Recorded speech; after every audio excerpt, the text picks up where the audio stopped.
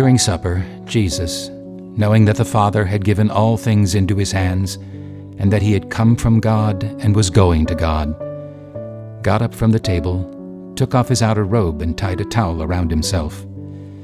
Then he poured water into a basin and began to wash the disciples' feet and to wipe them with the towel that was tied around him.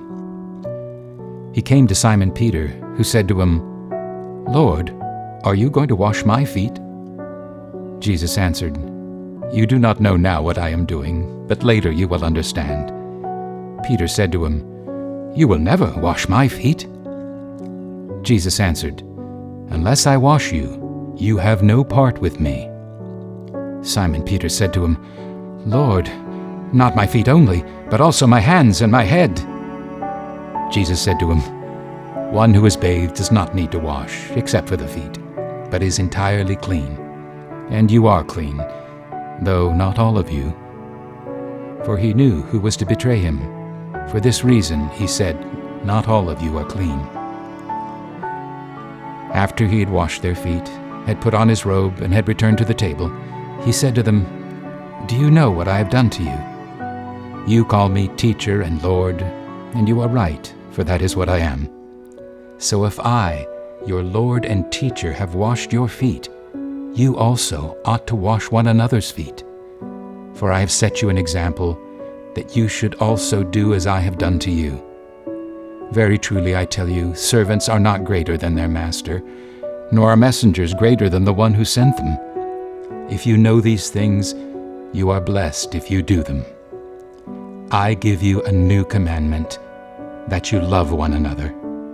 Just as I have loved you, you also should love one another."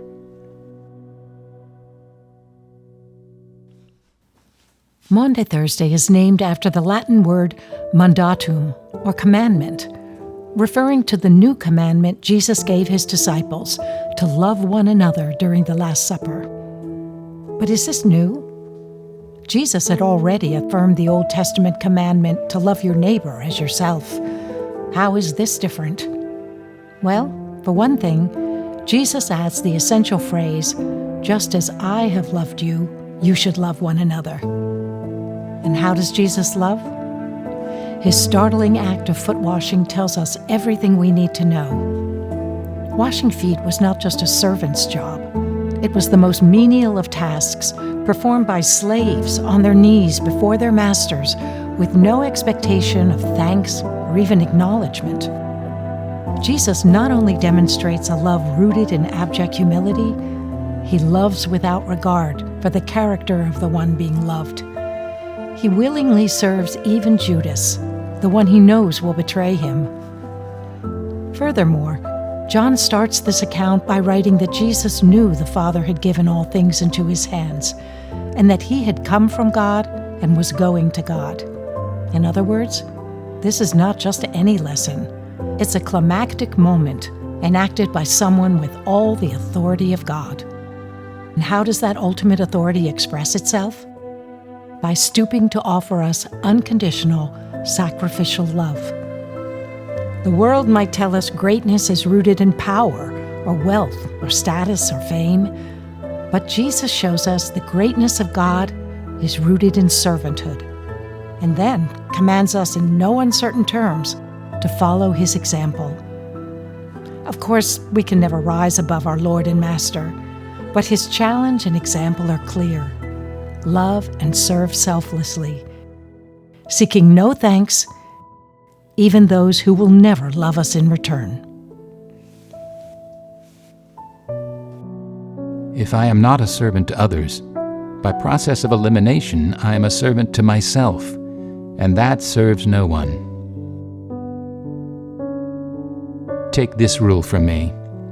You have never and will never look into the eyes of a person who God doesn't love as much as he loves you. A servant of a human master works for his master. God, however, works through his servants. The pinnacle of the fulfillment I can ever experience for my spirit and soul is to hear from the Lord when I see him face to face, "Well done, my good and faithful servant."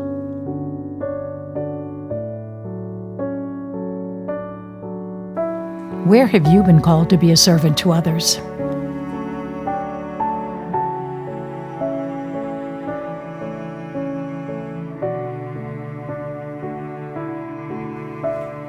Do you harbor any resentments for the service you have given to others?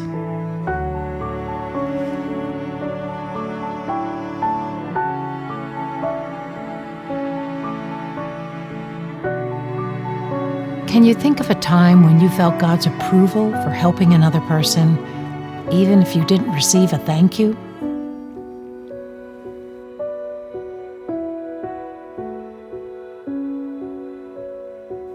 Can you think of a time when you felt God's love because someone loved or served you?